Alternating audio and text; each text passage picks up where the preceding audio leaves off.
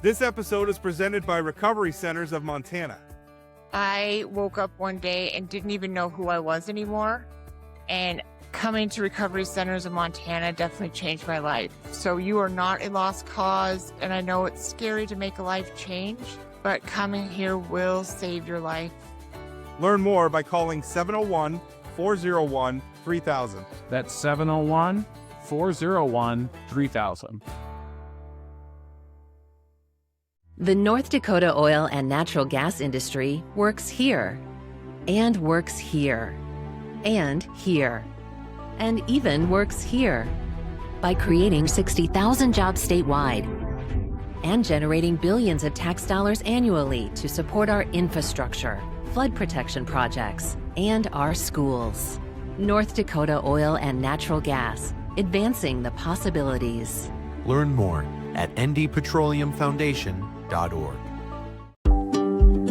Hi, I'm Megan Invick with Americans for Prosperity North Dakota. One of the cornerstones of our Road to Opportunity agenda is tax relief, because North Dakotans deserve to keep more of what they earn. That's why we're advocating for the elimination of the state income tax, along with meaningful property tax relief tied to responsible local spending. Learn more about the Road to Opportunity and our plan to eliminate the state income tax at afpnd.org.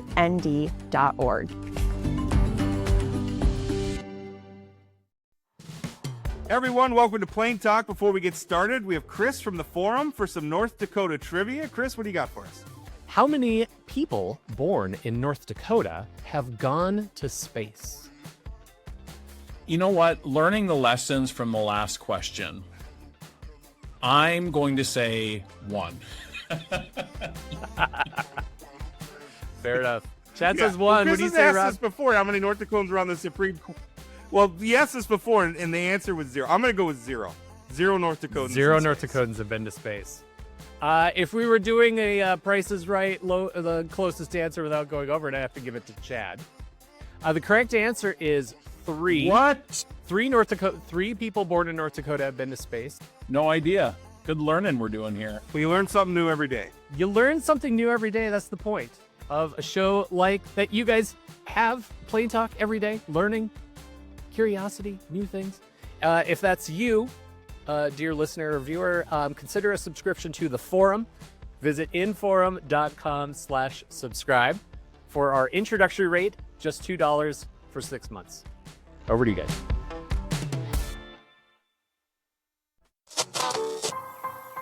You're listening to Plain Talk, the voice of North Dakota politics. I'm your host, Rob Port. If I sound distracted, it's because I've been busy covering this story all morning. I'm joined by my co-host, Chad Oban. He's right of center, I'm left of center, both sides of the political spectrum. I think it's cathartic. I think it's a necessary and proper debate. I'm glad we're having it. And honestly, we have to do better.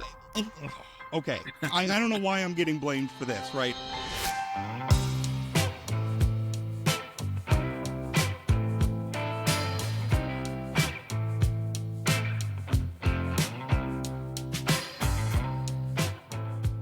Welcome to Plain Talk, where we're talking to you on June 10th, Wednesday, right after the primary. And it was a heck of a night, primary night. Some surprises. I thought that obviously, I mean, setting this up, North Dakota's got a divide in the Republican Party. I guess I call one faction populist. You have, sort of traditional Republicans on the other side. And, it was a competition to kind of see. I thought that the traditional Republicans were going to have a pretty good night. I didn't think that it was going to be a near sweep. Also surprised with the ballot measure. I was surprised on measure one. Now, Chad, you called that. You thought that was going to pass. I thought it was going to fail. Yeah, I had the advantage of seeing polling on that, Rob, so some of these predictions aren't fair. But yeah, I mean, people... Well, I didn't know you saw polling. I wish you had told me that when we were doing our predictions. Well, you predicted first, and so who am I to correct you? But I think just the single subject concept is something easy for people to understand. It seems like the complications are really in the weeds, so it doesn't surprise me that passed. Yeah. Well, anyway, our guest is Governor Kelly Armstrong, who obviously... Now, Kelly, you got involved in these primaries in a big way. I think you've described it to me as going out on a limb a little bit. It paid off last night. What are your thoughts?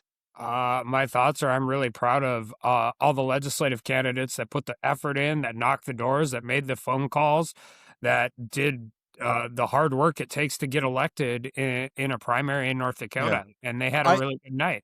and I want to make that point right away because of the way, I think the way some people are talking about it, I know I've been writing about it this way. It's kind of the governor went 19-1 or whatever. I think we need to remember that at the end of the day, as much help as you gave these candidates, it's up to the candidates to win these races. The candidates have to do I the wasn't work. on the ballot yesterday. Right. Yeah. But The candidates Michelle have to do Axel the work. was. The candidates have to make the arguments. Yeah. So, Kelly, you obviously were also governor. You were also involved in statewide races as well. I assumed that the Kringstead Chris Olson race would be the closest one because Chris Olson's name is Chris Olson. I mean, it's an easy one to understand. She hadn't been on the ballot before. He ran a real campaign. Chris ran a real campaign. I mean, he had money behind it. He was working hard. He had good digital. He was out and about. He didn't wait for somebody else to help him. He went and did it himself. So one of the takeaways from Democrats is that was a it was about data centers, that Chris Olson did so well because Jill Kringstead is in favor of data centers, and they're sort of going all in on that. What is your take on that? I mean, because Chris Olson talked a lot about data centers. Yeah, my take is I mean, for as good a campaign as he ran, he wasn't. I mean, the Public Service Commission doesn't make the policy, and I think I think just generally that that regulatory commission takes a lot of heat for things they don't have control over. But I mean, she still won by 10 points in a competitive primary against what I think was far and away the best campaign that was run for any other. I mean, legislative or statewide or anything. I think it goes more to the quality of the campaign that he ran in general. And two, I think that Jill still won by a very comfortable margin. I think those are, I mean, sometimes we say, the Public Service Commission doesn't make policy. I think maybe that nuance may be lost on the average voter. They're really fired up about pipelines. What's that? Are the candidates themselves? Yeah, well, fair enough. But data centers and pipelines, I mean, those do seem to be potent issues right now.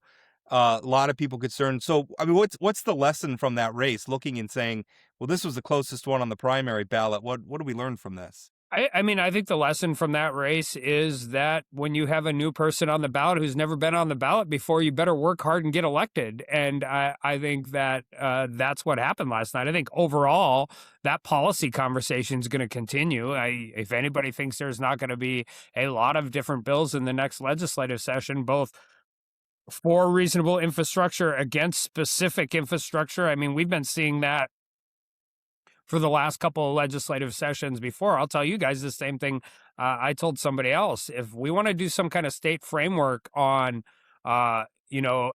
industrial growth in small communities, I'm okay with that. I'm not particularly okay with picking out one specific thing. I mean, it doesn't matter if it's an ethanol plant. It doesn't matter if it's new transmission. It doesn't, I mean, they use energy, they use water. We have a water commission. We have all of that. And then I think there are people who are bringing these things and want to bring these things into North Dakota and into communities that need to do a better job on the front end communicating with the locals. Governor, staying on statewide, one candidate that I think performed better than I would have guessed was Levi Bachmeyer in a three-way race. I think he got mid to upper 50s, which I think was a good number. Were you surprised by that number? And I got to be honest, Charles Tuttle not being on the ballot in November, I think is probably a good thing for the state. But I mean, it seemed like Levi's got some juice. Yeah, well, one, no. I mean, I think Levi is really, really good at his job. I think Levi did something very smart, both as the head of DPI and somebody who's going to be on the ballot. And he got on the road right away and started visiting schools. Two, you have an absolute nuisance candidate that is just around everywhere. And I just really didn't see anything out of the third candidate. I mean, I'm pretty wired into this. If you're doing stuff, I'm going to know about it. And so I think Levi had a great night. Yeah, she wasn't very visible. Let's talking about Tracy Foss, the I second couldn't remember candidate. her name, so Yeah. Well, I'm looking forward to into the debate between those two, but I think that race is Levi's. I mean, he had such a strong showing last night. Let's talk legislative races. I mean, across the state, there was really one candidate that you backed that lost. It was Dustin McNally in the special election in District 42, which is a weird race to begin with because, first of all, it's a special election. District 42 doesn't normally have an election, but McNally was appointed to fill a vacancy, so we had a special election. And two, District 42 encompasses the UND campus, and most of the UND campus, when we have elections in November, the students are there and there's relatively normal turnout. When we have primaries in the summer, the students aren't there, and turnout is very, very low. But Connie Azowski wins. But otherwise, I mean, statewide, you swept. And this was a heated primary because you had, populist candidates up at the Capitol saying that you were, breaking the law by endorsing, doing all this stuff. I mean, they're out there, all these flyers, and they lost. Why'd they lose, Kelly? Well, one, not a lot of District 3 voters in the Great Hall of the Capitol. While they're down here doing that, picking a fight with me, Tim and Blaine were up there knocking doors. When they're going on a local cable show that has maybe a dozen listeners, Michelle Axman and Vetter and Salter are making phone calls. I didn't win anything last night. We helped candidates. We gave them some resources. We helped with some campaign infrastructure. I will say this. I have people on my team, J.C. Schaefer in particular, who was a real asset, I think, to a lot of candidates running for office, but I didn't win. Judy Lee won. Austin Shower won. Jim Jonas won. Like, they went out. Mike Hager won. They went out and they wanted to win. And I think my takeaway is the guys we were supporting went and told people what they were for. They didn't complain about what they were mad about, which changes every single day. They knocked doors. They handed out palm cards. They didn't cut Facebook videos. They didn't complain. They went out there. They did the hard work it takes to win an election, and they talked about moving North Dakota forward, not how bad they hated North Dakota. And that's not what North Dakotans want to hear. And I don't care if it's in a primary election in Beulah or if it's in a general election in Fargo. I think it was a good night for people who have forward-thinking vision and want to come to Bismarck and do the hard work. So, Governor, as I've been thinking about the results of last night and what it means for January, I put together a list of people who aren't going to be there in January, some because they lost last night, some because they chose not to run. Representative Hoverson, Van Winkle, Henderson, Rios, Tveit, Heilman. Those are like a lot of people who focused on a lot of the issues around books, bathrooms, those kind of things. They're replaced by more traditional Republicans that, frankly, I'm not going to agree with on half the stuff. But I think the biggest thing that changes in the House of Representatives next session is the things we focus on and the seriousness of the body.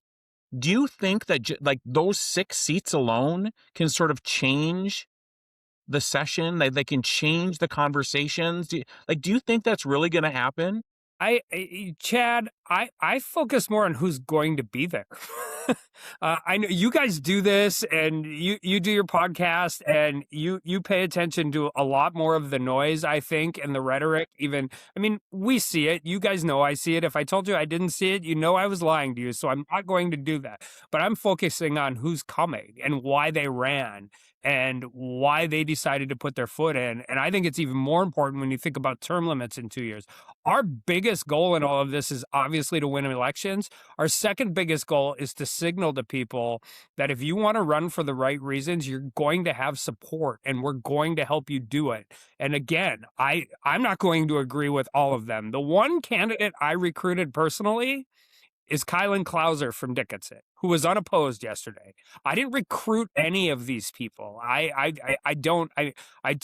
We leave. A lot of them are incumbents. You can't do that, right? But Kylan Klauser and I are not going to agree on everything law enforcement. He's an ex-cop and I'm an ex-defense attorney. I'm not here to have a bunch of people who say, yes, we should do whatever the governor said. I don't believe in that. I've served in 2 legislative bodies, but I do think, do I think guns are going to come up in the legislative session? Of course they are. Do I think pro-life issues are? Of course they are. I think we can always do better on those 2 issues. Those are 2 issues you're probably not going to agree with me on, Chad. But I think the level of the debate will be different than whether we're sending a letter to the Supreme Court of the United States and spend 2 days that they literally will put in the shredder the minute they get it. And we spend 2 days of legislative time dealing with that.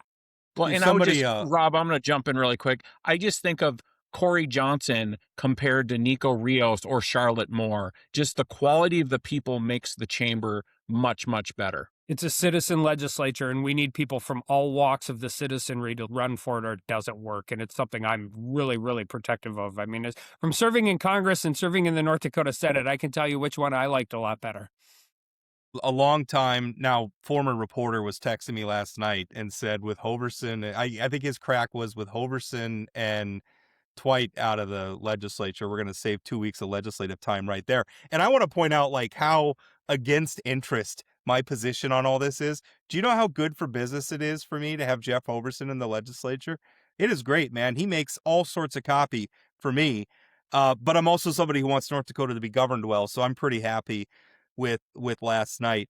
One of the big organizing I guess organizations, and I don't know if you want to call them big, Citizens Alliance on the other side. What did you make of that move at the end? Because on one hand, we saw all the populist candidates at the Capitol complaining about you're breaking the law, you're breaking the Constitution, it's unethical, it's unseemly, I think one of them said. But then down the stretch, all of a sudden, we're seeing text messages from Citizens Alliance saying, these candidates will, Kathy Scraw, Matt Evans in District 25 will stand up with Governor Armstrong, or Rick Becker will stand up with Governor Armstrong. That was an interesting move. What did you make of that? It's too cute by half by somebody who thinks he's smarter than everybody else. I mean, what do you? I don't. You can't come down to Bismarck at a press conference. You can't announce against me before I announce for governor. I mean, people forget that Rick Becker announced against me for Congress. You know who never forgot that? Me. And it's not that he did it. Everybody's allowed to write it. I read his release. Like, you get to do those things, but I think you should be honest about why you're running. One of the things is the governor's attacking people. We didn't attack anybody. We didn't attack anybody. We didn't. I didn't see a single. We didn't. There were attack ads in this election. They were dishonest, and they were funded by out-of-state dark money. Turns out it wasn't the governor's out-of-state dark money. My money's on the Secretary of State website. You can go there any day. I disclose every one of my donors. We disclose all of the ways we do this. But I don't think North Dakota. I generally think North Dakota voters aren't stupid, and I think when candidates treat them like they're stupid during elections, that causes those candidates problems. So, I mean, this is back-to-back primaries where the Brandon Pritchard group got their tails handed. Citizens Alliance in North Dakota, for people are clear who we're talking. They got their butts kicked. At what point do donors, national dark money, whoever, stop giving money to this, essentially a snake oil salesman to do this kind of stuff? At what point do North Dakota candidates look at them and say, "Hey, thanks for offering to help, but we don't want it"? We saw that in District 15. That. We saw that in District 15, where Kent Weston and Donna Henderson and boy, am I forgetting? There's so many names. They pulled their name off the pledge. Kathy Freilich, where they disavowed Citizens Alliance. So they said, we're not a part of this. They disavowed the act. You see anything about them pulling their name off of that stupid pledge? Because I didn't. Yeah, and you're they either put on it or you're not. Yeah, and Kathy Freilich, they're promoting her last night as one of their victories. I can do math too. I'm not sure they had a really good night. They did not. You've made a point of talking about some of the campaign finance stuff. I had a report where I was trying to discern with Citizens Alliance, like where they file a federal report with the FEC, they file a state report with North Dakota Secretary of State's office. Neither of those reports were showing revenue or expenditures that are commensurate with what I can observe that they're doing on the ground. The billboard they ran against Judy Lee cost more than what when their year-end disclosure showed. So do we need to upgrade North Dakota's campaign finance laws, and maybe not just on the reporting, but also, we're starting to see a lot more AI now in the campaigns. We do have a disclosure law in the books. I don't know that anyone really followed it, and I don't know that AI was a factor, but maybe that's something to think of. It just seems to me like maybe we need to think about enforcement and reporting and some other things. I'll take you back in time to 2013 when Citizens United came out. And somehow because I was a lawyer. Keep in mind, I had never done election law at any point in time. I was a DUI lawyer, and they asked us to start getting involved in it. The first thing I did is walk over to the minority leader's desk at the time, who was Max Schneider, and I said, I need you in a room. We have to get North Dakota's law in compliance with the Supreme Court law, and we want it to be as close to the way it was before as after, because I am a firm believer. I generally like how North Dakota does it. I think I want more transparency. And I think there should be more maybe administrative teeth at the Secretary of State's office. And I think when you get to the level of where you potentially are in that criminal aspect, I think it would be better if Drew had it versus local states attorneys. I think we can write a bill that is not overly cumbersome on volunteer legislators, but also ensures that we know where the money is. Governor, what races surprised you last night? I'm really, really happy my friend Don Shibley won. Really happy. We thought we were going to have a good night. We had a good plan. We had great candidates that believed in the plan, and that believed in the message. I was surprised how much Measure 1 won by. I had it losing closely. I just think people are very protective of the constitutional measure. I think it's a good thing, Chad. I understand the in the weeds criticisms of it, but eventually we have to trust our elected officials to do these things in a way that matters. And also, like, because that was the criticism, is that, like, the Secretary of State or the Attorney General would have all this power to keep measures off the ballot, but they also have to ultimately be accountable to the courts too. Well, and I'll err on the side of voters going into a booth and having a clear and concise description of what they're voting on to change the Constitution, right? This only applies to constitutional measures. If you want to write 3 pages of legislation, I don't personally believe it belongs in the Constitution anyway. I think it belongs in the Century Code, and you can still do that. And then you have a 2/3 majority for 7 years, and you guys both know that that is a really difficult road to hoe. But I always go back to the medical marijuana, right? If that would have been a constitutional measure, by the way, still here, longer than 7 years. But if that would have been a constitutional measure, they decriminalized the purchase, but they forgot to decriminalize the sale. Possession. And it would have been a real bad idea. So that one surprised me a little bit. I'm glad Turnout's trending in the right way. I wish we have a better night at 35% turnout. I wish we had 100% turnout in every election. I just do. I think it's so easy to vote in North Dakota. I took my wife and daughter yesterday. We were in and out in 10 minutes. Yeah. And I wish there was a little more of a line to wait in, but I think we're trending in the right way. And I think that has a lot to do with those legislative and statewide candidates as well. I took my daughter to vote for the first time. Very quick, very easy in Minot. They did a great job. Talk to me about, because that's one of we're now in the excuse making time of the primary, where the people who didn't win come up with reasons why they didn't win that don't have anything to do with the fact of their messaging or their personalities or anything like that. One of the things I'm starting to hear early on is turnout. You know, they're claiming turnout was down, our people didn't get out, and part of my first reaction to that is, well, that's the whole game, is getting your people out. If you didn't get your people out, that's your fault. But the other thing is our turnout was about in line. I mean, it was a pretty average turnout for understanding that there's a lot of factors, who's on the ballot or whatever. It's a pretty typical turnout. I went back and averaged. I think we were above in total vote count, the average since 2000, which you'd expect since we've seen population growth. The turnout percentage was a little down, but pretty in line with the average. 3 things I've learned today. One is it's pretty hard to complain about turnout when you think a group of 30 people should decide who your candidate is and who your elected official is. 2, anybody who disagrees with the opposing side is an uneducated voter. And 3, anybody who disagrees with them is a special interest. How about quit making excuses, quit being a victim, go win elections, go out there and do the work. I can tell you this. Candidate-wise, I'm not talking about paid door knockers from who knows where.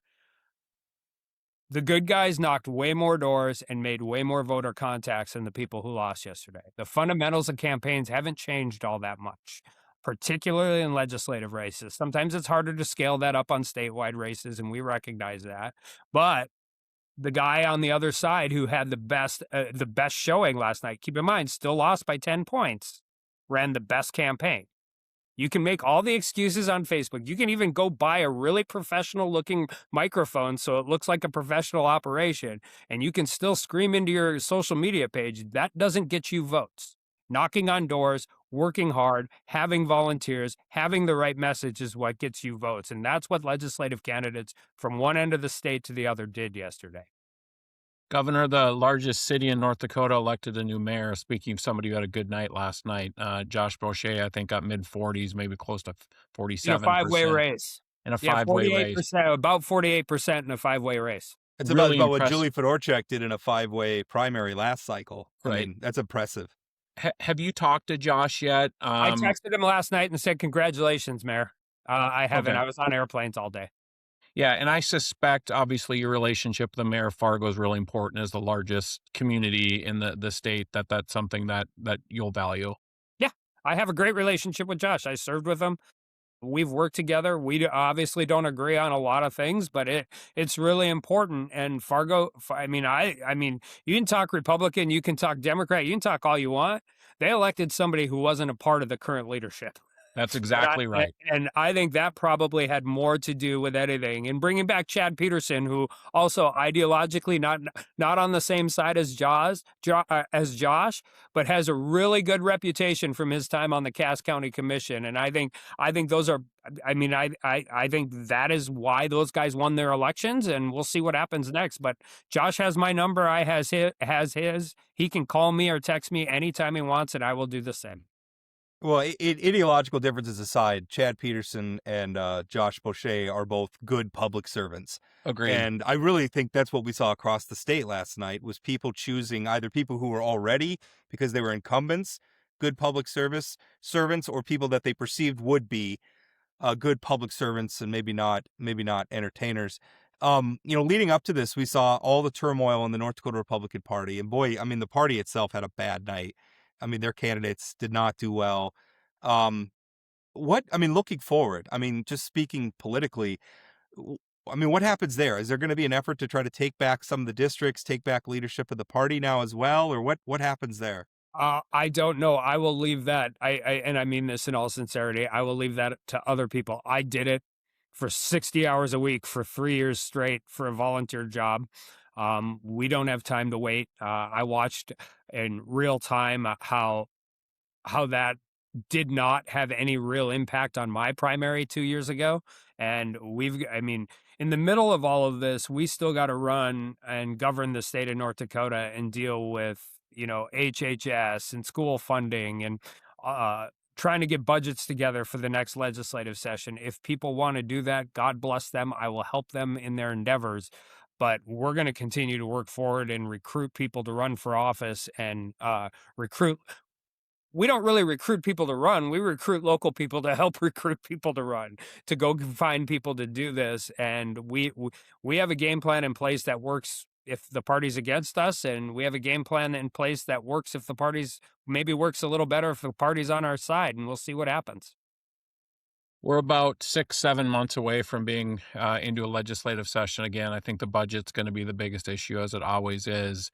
What are you guys looking at? I mean, oil prices are obviously staying up above 90 with what's going on in Iran. Like, what are your guys' contingency plans that you're looking at in terms of oil prices and budget projections? It just seems like it's such a difficult task right now to figure out where we're going to be in January. What are you guys going through? So I think we're getting close enough that we have a pretty decent idea of where we'll be, right? Like, there's, and if we don't, it's probably on the higher end of surplus, not a backswing.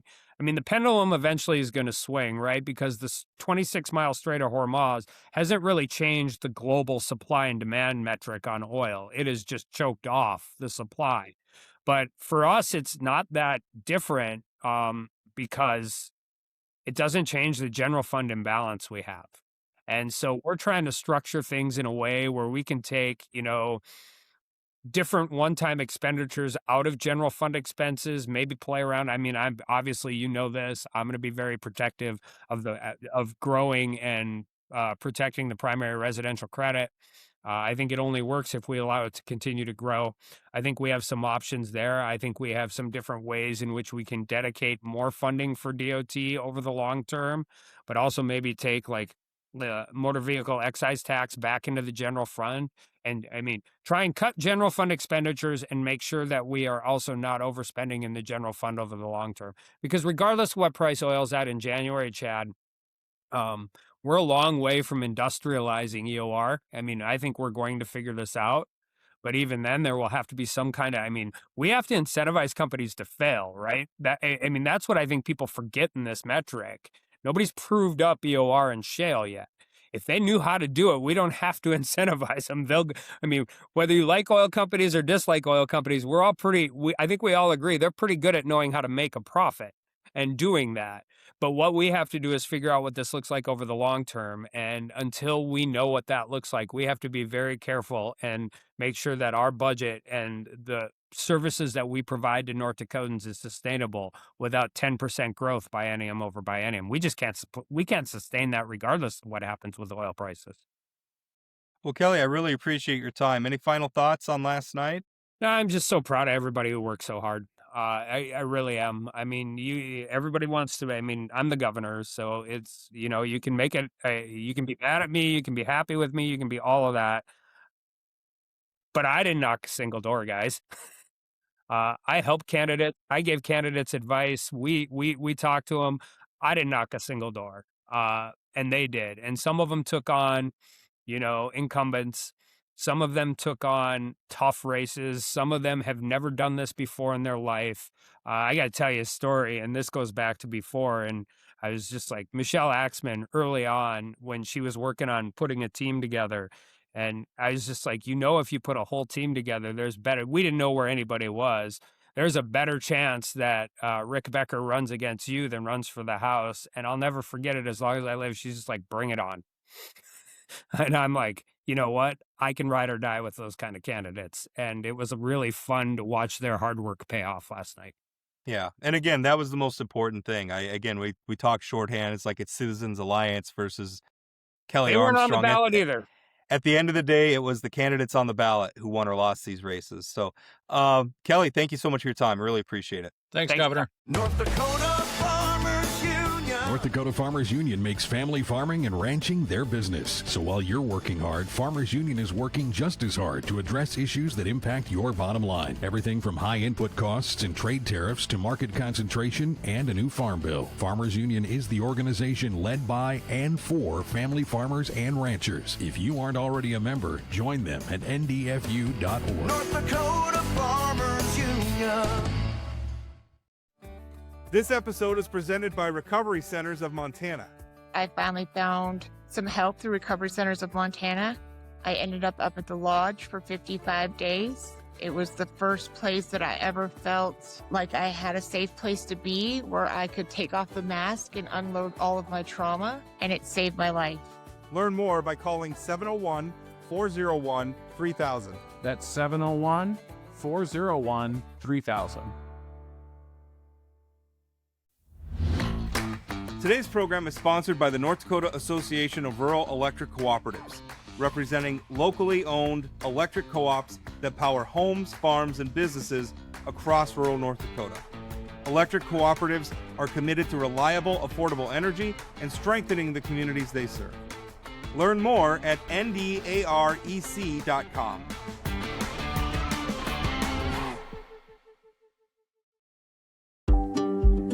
Hi, I'm Megan Invick with Americans for Prosperity, North Dakota.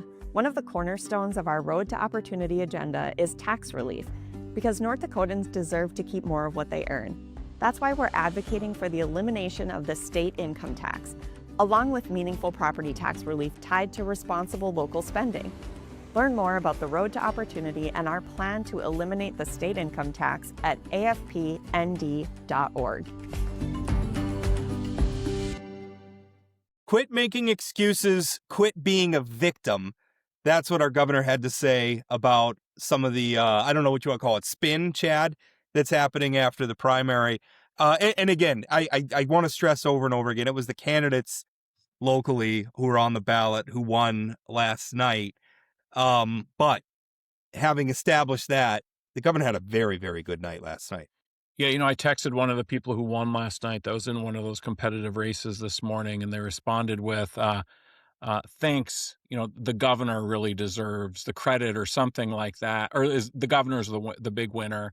And my response was, no, North Dakotans were the big winner last night. And they responded with common sense was the big winner last night. And I think that's really what it comes down to is common sense, real adults. Adults won. Adults are going to be legislating in January in a lot of these places that they weren't before. The governor, you were asking him a little bit about how much does it change when we don't have a Nico Rios, a Donna Henderson, that wasn't on your list, but District 15, Bill Twite, Matt Heilman, who had filed so many bills that had to go through the process last time. Now that you don't have people like that in the legislature, I mean, the amount of time, and I don't want to say that because the legislature is very busy. They got a lot of stuff, but the amount of time that we're not going to spend, people getting up on issues that are just like bills that are going to die, or resolutions that are just absolutely pointless. It's going to be a marked improvement. Yeah, let's spend more time on what that primary tax credit looks like. Let's spend more time figuring out how we're going to fund schools and roads and all those other things. I'm looking forward to that rather than talking about books and bathrooms. And I was serious. Like as somebody who writes about this stuff, writing about debates over how to fund highways and fix potholes and fund schools and all that stuff is relatively, but it shouldn't be boring. But I'll tell you what grabs the attention of the public a lot more is Jeff Magrum ranting about colonoscopies causing cancer, which, by the way, isn't true. I shouldn't have to say that, but just to be clear, they do not. Please get your colonoscopies when your doctor says. The good news for you is, though, Jeff's still going to be there. Jeff's still going to be there. So I'll always have Jeff Magrum. But, I mean, they are significantly diminished. And also, think down the line. If those races go the other way last night, now you're looking at a Ben Koppelman as House Majority Leader. I mean, you talk about a radically different chamber in the House. I mean, that's remarkable. I mean, it last night's I came into it calling it an inflection point in North Dakota politics, and I think I'm absolutely right. North Dakotans chose a path last night, and it was a good choice. Rob, the other thing I was thinking about last night and some this morning is traditional Republicans had a great night, but they could have had even a better night. I mean, think about if there was a second normie candidate running with Corey Johnson up in 23. I think Dennis Naring probably loses. If you have another normie candidate running with Kenner up in 15, I think Kathy Freilich potentially loses. Same thing in 25. If you have somebody running with Terry Kathy Gerger, Scraw maybe is Kathy Scraw get right? I mean, so there's 3 seats there that, based on what happened in the other races, darn well could have gone the other way and removed more of those far right folks.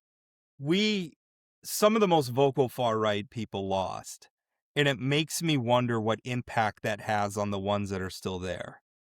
Do they rein it in? Do they temper it a little bit? Do they understand? Do they get a message from the voters who say, both people who were on the ballot last night and people who are going to be on the ballot next cycle? Did they decide to say, maybe we need to try something different? Right. Well, and I thought Governor Armstrong, when I asked him, when's Pritchard going to go away? I think his thought about when are people going to stop accepting his help might be the more interesting thing here, because it's a losing strategy. 2 straight primaries being associated with Citizens Alliance has been a losing strategy for the far-right populist movement. I think they'll figure it out at some point. Is Becker now done? Is Rick Becker now done? He declares it after every election that he's not going to run for anything, and he keeps coming back. He has to be done now, right? He did not.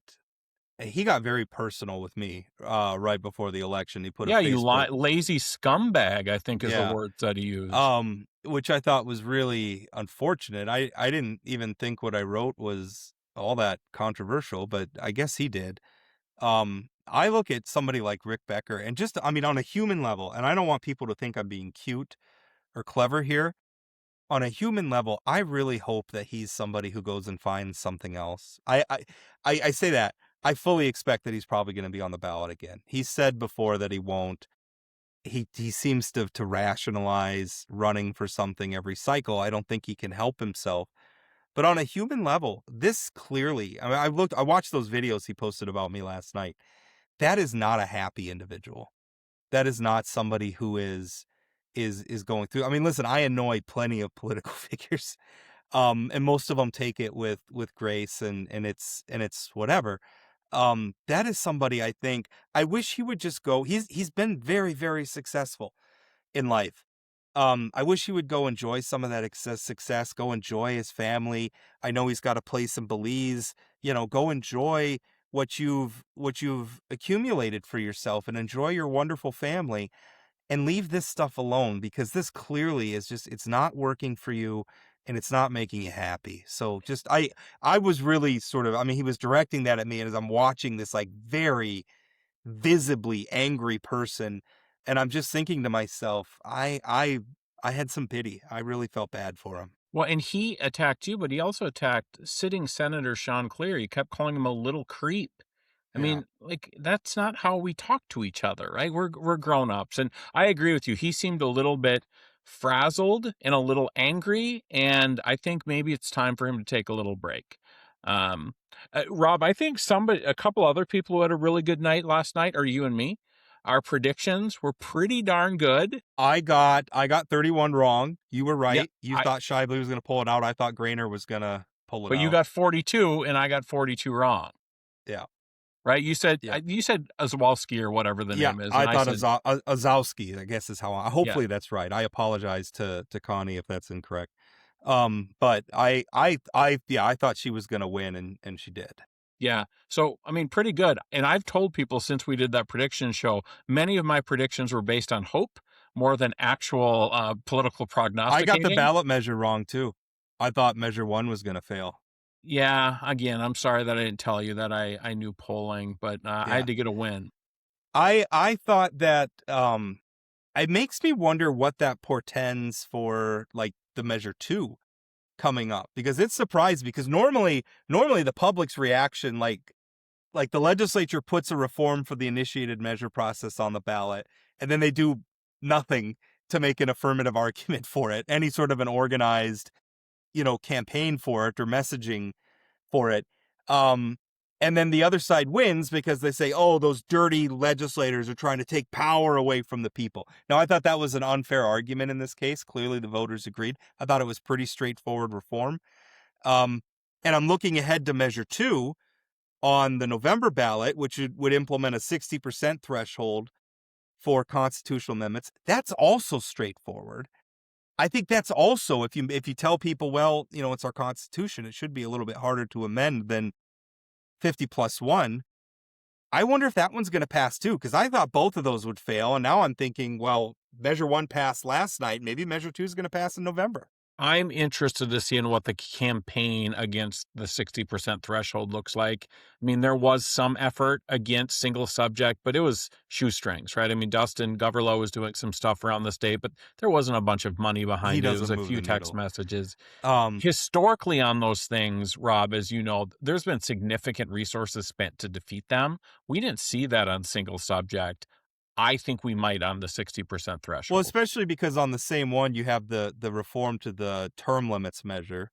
U.S. term limits is going to come in and spend a whole bunch of money against that. And I would expect you would see some splash over at least. Assuming the courts don't throw that thing off the ballot, right? Assuming also that well, and I mean, I think that's such an interesting legal question, because the original amendment prohibits the legislature from initiating an amendment. So the original amendment conflicts with the legislature's constitutional powers. And then, I don't know. I hope the courts don't uphold that, because then every ballot measure we get is going to have language in it saying the legislature's not allowed to amend this. Yeah. And then we're just going to do all our legislating at the ballot box? Everyone will have another that line in it. One thing that I don't think has gotten enough publicity is that Governor Armstrong was not the only high-profile Republican that was endorsing in races yesterday. Kevin Cramer endorsed Michelle Turnberg, gave her $25,000, and she lost by 25 points to Josh Beauchesne. Kevin Cramer endorsed, it's my understanding, Mary Grainer, who lost, and Bill Tveit, who lost. So did he endorse Bill Tveit? I must have that's missed what that. I was told. I don't know if I know Turnberg and Grainer for sure. I know those two for sure. I didn't know about Bill Tveit. Okay. But Turnberg got defeated big time. And so Governor Armstrong had a little better track record than Senator Kramer did last night, even though obviously the governor was in much bigger. Yeah. Yeah. I mean, Kramer. I don't know that those endorsements ever really move the needle, all that much. All the politicians do them. I mean, I don't think what moved the needle. Governor Armstrong helping those candidates. I don't think what moved the needle was Governor Armstrong saying, "Oh, I like all these people," or maybe appearing in one of their ads, as I know he did for the District 3 people. I think what helped is he gave them money and he gave them access to campaign knowledge and data and some of those other things, the infrastructure, we'll call it, in the background. That helped. Kramer just did one of the, here's a picture, I endorse this candidate. And wrote a check for $25,000. And wrote a check. That's true. But just it wasn't as engaged. I think the other stuff the governor did mattered a lot more. Well, and I would just say, and I think we've talked about it, Governor Armstrong's campaign apparatus is the best this state has seen in a long, long time. And he's only been governor for about a year and a half. I mean, this is apparatus that he set up since he became governor. It wasn't really apparatus he had when he was in Congress. And so unlike maybe some of the previous efforts where it was just, I'll write you a check and then I'll bombard you with mail. I mean, I think the governor's operation is hands-on and saying, this is the strategy you need. These are the people you need to talk to. This is how you talk to them. And that's the difference, because Burgum tried this and it flopped.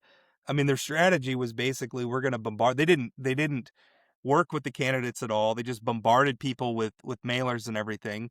And it backfired on them. In fact, they annoyed people so much. And the funny thing is, Brandon Pritchard kind of took the Burgum approach. Right.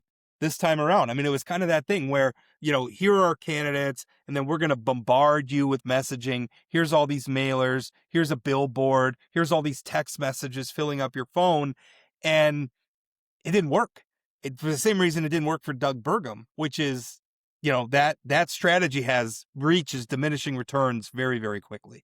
Can we talk a little bit about the Pritchard move at the end, trying to tie his candidates to the very popular Governor Armstrong? I mean, you talked to the governor about that a little bit, but I mean, Brandon Pritchard's a liar, right? I mean, maybe that's why he's pushing the lawsuit that says, you can't be prosecuted for false. Well, I mean, it was lots of stuff where he was branding, like he sent out a mailer that called Mary Grainer the state senator and called Senator Shively the challenger. Like he gave the impression that Mary Grainer was the incumbent and Shively was not. That's just factually inaccurate. And in that case, Mary Grainer's never had a seat in the legislature. He was the senator and he was the GOP nominee in District 31 for these guys who were so mad at Kelly for taking on the nominees. I think it's just such a stupid strategy because on one hand, again, they hold that big press conference and they invest all this time on social media and all their messaging saying the governor's evil. Maybe not evil, but the governor's doing all these things and it's illegal and he's Governor Strongarm, right? That was former Representative Kim Koppelman's op-ed that got handed around quite a bit was Governor Strongarm. But then all of a sudden in the days before the election, the message is, we'll help Governor Armstrong pass his priorities.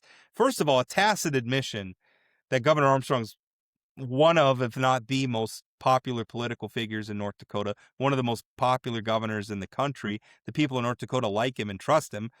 And they admit that when they try to align their candidates with him. But to do that after you attacked him like that was so cynical and so dishonest. And I think in some of those close races, stuff like that was probably the deciding factor. Like, I think it was just so dumb. So really quick, Kim Koppelman, how stupid it is for a guy who works for the American experiment, who has a legislative agenda, who wants to get things signed by the governor, to attack him like that. It's just dumb. I mean, you'll remember it was Kim Koppelman's group that was the most upset. Jennifer Benson, who's now the District 41 GOP House candidate, she was the one most upset with Kelly Armstrong for vetoing the school voucher bill last session. You don't get the governor to come on your side by doing op-eds that call him names or say he's a bad person. It's dumb strategy. And we've talked about this. Kelly Armstrong's not afraid to fight. Yeah. He doesn't hate it. The Center of the American Experiment, that's the name of the organization. They're Minnesota based. They got a North Dakota chapter. I think Benson was at one time like the executive, or maybe still is, I guess. I don't know. They do a lot of dumb stuff. Because in the previous cycle, in the primaries, the Center for the they were circulating this scorecard, this legislative scorecard that dinged all the traditional Republicans. And the scorecard was a lot of groups do scorecards, but this one, like what it was measuring was basically how often a Republican candidate voted the same way a Democrat. So it's basically kind of a measure of propensity. And the dumb thing about that is if you know anything about how the legislative process actually works, like 90% of the bills they pass are bipartisan. Right. Like 90% of the bills. And the thing is you shouldn't care about the party affiliation of who's voting for the bill or who introduced the bill. What you should care about is it a good bill? Right. Or is it a bad bill? We want them to vote for good bills and vote for bad bills, and our definition of that is going to vary from person to person.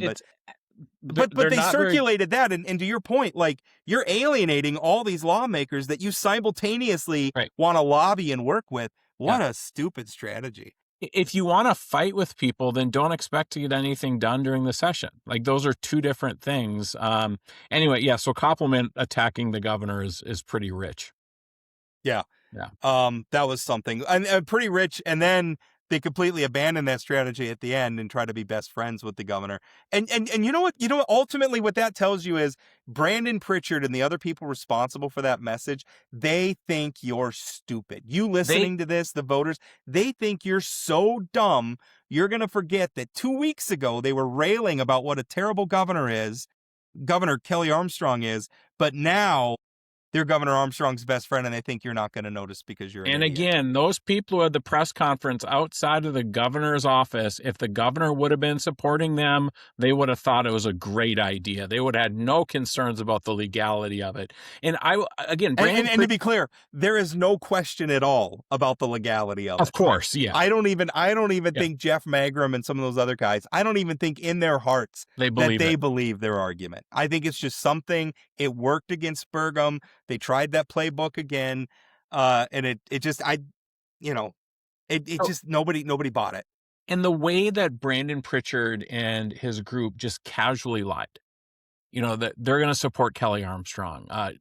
Mary Grainer is the senator. It's just these little tiny sort of casual lies that makes, and then you think about his career of having really big lies in the past. And I think one of the best things that happened was their group getting it handed to them for the second primary in a row. And if you want to be elected to the North Dakota legislature as a Republican, you might want to distance yourself from these folks. If I'm a traditional Republican in the primary, I'm going to start my campaign saying, Citizens Alliance, please endorse my opponents. Right. Will you please campaign on behalf of my opponents? Because that's gonna be a big boost to me. Yeah. The other thing that was clear yesterday, the Armstrong team's really good at this, and the Pritchard group is not good at this. Yeah. So what else was there? Tony Gehrig did not get on the Fargo City Commission, although close third place. Right. So I was very nervous watching those results coming in and thinking about a city commission that Josh Boucher, who I think we're having on our next show, would have to work with. That would have been Turnberg, Gehrig, and Chad Peterson, who I agree with you. Chad Peterson is legit. Like he's a conservative, but he's somebody he's gonna work well. Like he's not going to be he's not going to be toxic like some of what we've seen on the Fargo Commission. Yeah, he's not Papcorn, he's not Turnberg, right? But if Josh as the new mayor was going to have to deal with Turnberg and Gehrig on the city commission, it would not have been fun. I think where that landed allows sort of there to be some new blood with Gullickson there. Obviously, Turnberg's coming back as well, and Chad Peterson. I think that this is good for the city of Fargo. And as we've talked a lot on this show, they need to turn things around in the city of Fargo. Well, we'll talk more about Fargo. Our next guest coming up Friday, like you said, we're gonna have Josh Boucher on. What Let's was see your what. take on the Kringstead? We talked to the governor about it, but that Yeah. was far closer than I expected it to be. And to be fair, we're talking close. She won by almost 10 points. So almost 10 points in a primary is like less than 10,000 votes. Yes. Yeah, exactly right. What I'm saying is, percentage-wise, it was a comfortable win. We're so used to like these landslide victories on the statewide ballot. It Right. usually goes really heavy one way or the other. To see a mixed race like that sticks out like a sore thumb. And, and my take is those issues he talked about, whether or not they were really all that relevant for a PSC race, those are potent issues with the voters. I mean, they really do care about that. There really is some deep mixed feelings about things like data centers and carbon pipelines, and policymakers are going to have to address that. The PSC is going to have to address it. The legislature, I think some of the most important policy to come out of the legislature is going to be data centers and some of these other things. And especially, where are the guardrails between local regulation versus state regulation? When's it appropriate to use eminent domain? For when it comes to I mean, there's going to be some big questions like that that are going to be important debates. But the public. So do you think it translates to the general election? I saw Vern Thompson was the candidate I was alluding to that sort of latched on to Chris Olson's good performance in the primary and basically saying, yep, this is sending a message. People don't like data centers. They don't like this stuff. Sort of the horseshoe politics we've been talking about. Do you think that like this is enough to get a Democrat close in a statewide race? Closer. I mean, close at this point means they don't get 30%, they get 40%. Right. I think part of the problem I think the issues are potent, and it wouldn't surprise me to see someone like Vern Thompson get north of 40%. I think he's a very genuine guy. I think he's right to a point, maybe not as right as he thinks he is, but I think he's right to a point about those issues. That being said, he's still a Democrat, and this is still a very, very Republican state. And there's a lot of other issues that I think voters are probably going to have a tough sell on with that. Yeah. The thing that I struggle a little bit with, so do the I guess he would have a seat on the Industrial Commission running for Ag Commissioner. He's not, to make it clear, I don't want people to be confused. He's not running for the Public Service Commission. Right. But the question I sort of have is, do the Chris Olson voters, are they willing, if data centers and that whole thing is their big issue, are they willing to hold their nose and vote for a Democrat because they agree on that one issue? I don't think so. I don't think so. I think some, but not the majority. Well, and let's zoom out a little bit, because that's kind of Trigg v. Hammer's philosophy. Like during the primary, he and some of the other Democrats, Vern Thompson and some of the others, were doing events with the Sons of Liberty, which is a very, very far right group, and a lot of the common ground they're finding is data centers, carbon pipelines, etc. And I know that Trigg v. I've had Democrats tell me that Trigg v. has told them that he's gonna get the Sons of Liberty, he's gonna get the populist vote in the general election. Two things about that. First of all, he's not going to get nearly as many of those voters as he thinks he is. And second of all, even if he got every single one of them, he still probably loses. He probably gets to 40%, and he still loses by 20 points to Julie Fedorchak. So I don't think they're enough. I don't think those issues are enough. And also part of the problem is these are the partisanship. I don't necessarily love that we're so partisan, but we are. I think it'd be interesting if Alec Balaz or one of these two Republican PSE candidates came out publicly and said, vote for the Democrat. If they're that upset about these issues, and if Alex Balaz really believes what he was saying about Julie Fedorchak, and he had some really not very nice things to say, then he should probably vote for somebody else. But that's not the way this works. I can tell you as somebody who very publicly voted for a Democrat over a Republican that I just couldn't digest. That does not work as well as you think it will. And, so, Rob, I say that like I don't have to worry about the election. It didn't hurt me at all. But like if you're a candidate and you want to have some electoral chances in the future. Let me just I- point out that you publicly supported Kamala Harris against Donald Trump. That's different than Trygve Hammer versus Julie Fedorchak in terms of backlash. for backlash from the Republican base, though, to have somebody who, by the way, I mean, you got to remember Alex Blas. I mean, they passed a resolution stripping, supposedly stripping Julie Fedorchak and others of their Republican affiliation because they didn't go to the NDGOP convention. So to go from being like advocating for that level of partisan loyalty to I lost the primary, therefore you should support Trygve Hammer. It's a bridge. I don't think voters are going to react well to that. Right.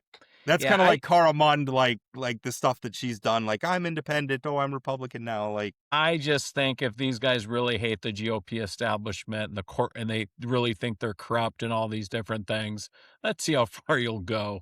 Well, I've argued for that. Like, you need to be willing to change your mind, and you need to be willing to vote for somebody else. Like, if you're complaining like nothing ever changes, but you can't bring yourself to cross over and ever vote for the other side, then you don't really mean what you say.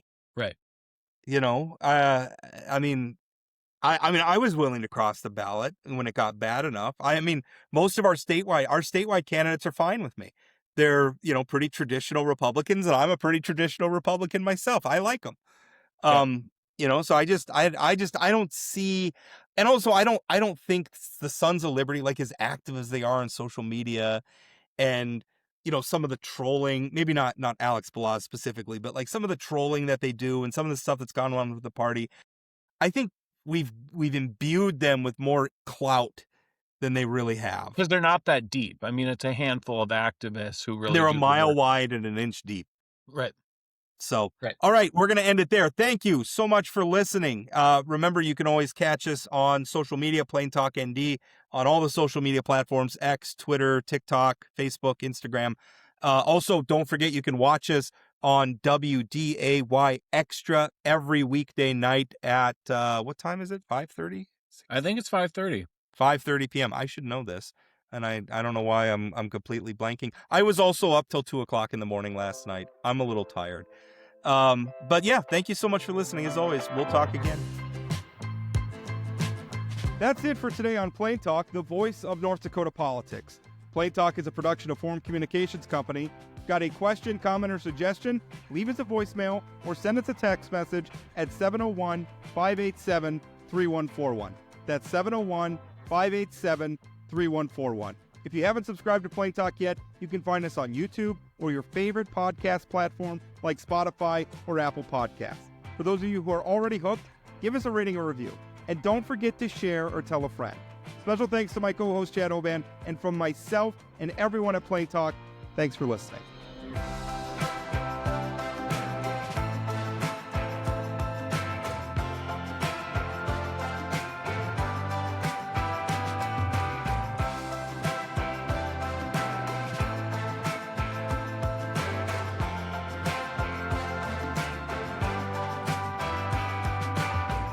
Rick Becker announced against me for Congress. You know who never forgot that? Me.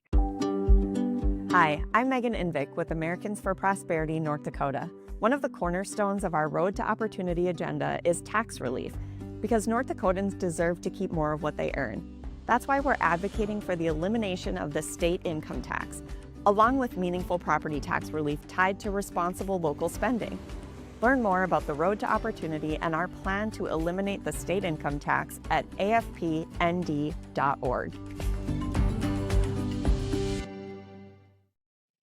Hey, Plain Talk listeners, have something to say? Call or text Plain Talk with your questions, comments, or headlines you want us to cover. Just dial 701-587-3141. Leave us your message or shoot us a text with your name and location, and you could be featured on an upcoming show. Hi, my name is Ashley, and I am in Jamestown. Hey, Rob and Chad. My name's Tony. I live in Grand Forks. That's 701-587-3141. Call us, text us, vent, praise. We want you in the conversation. Thanks for being part of the show. Now let's get back to today's episode.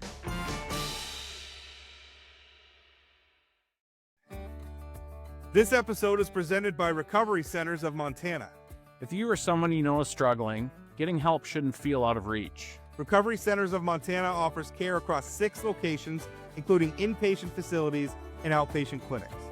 Step away from the noise and focus on getting your life back on track. Learn more by calling 701-401-3000. That's 701-401-3000.